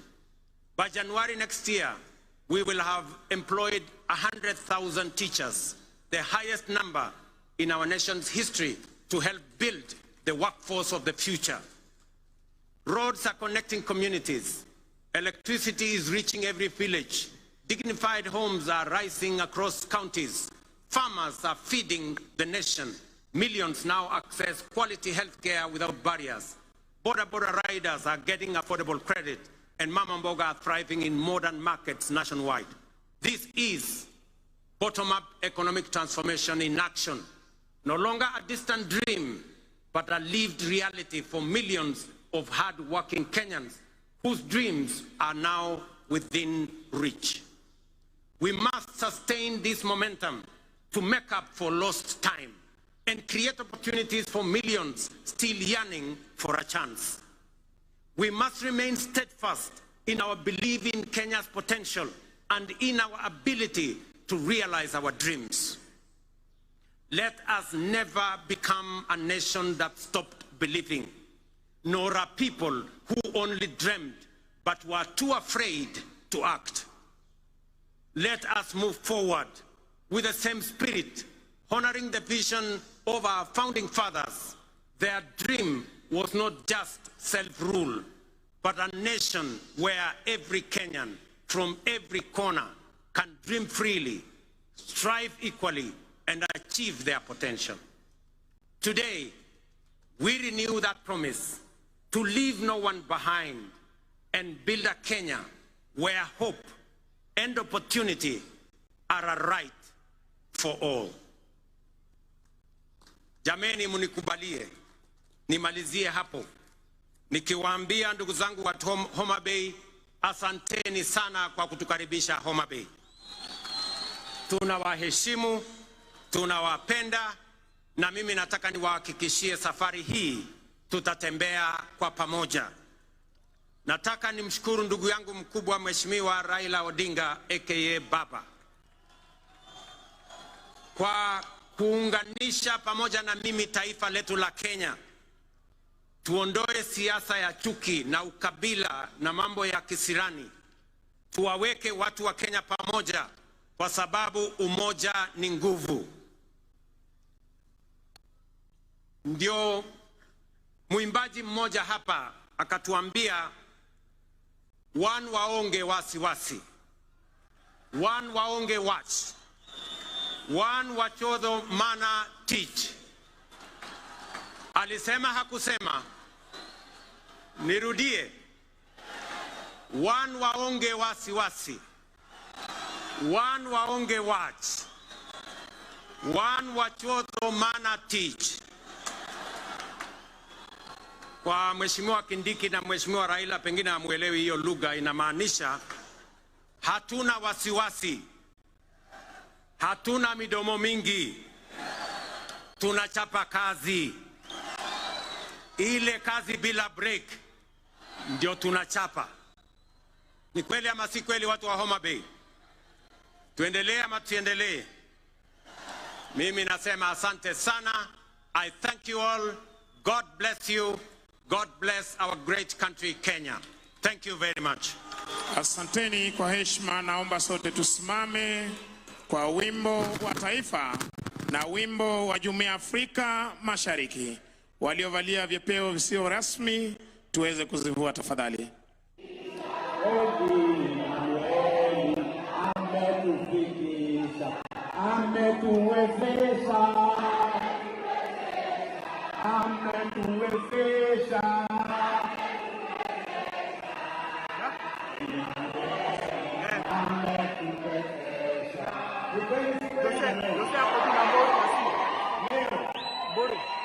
Katika hapa Mukuru New Mukuru Estate.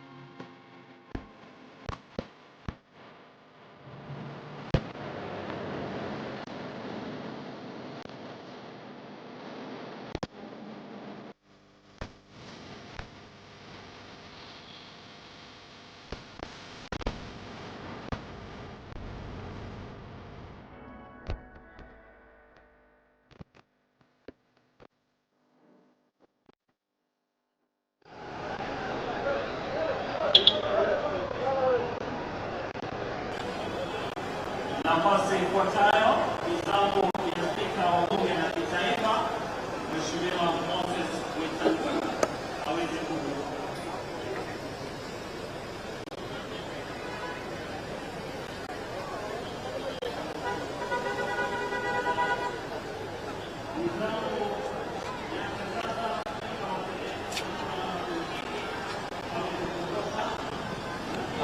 Hata mshe tuko juu.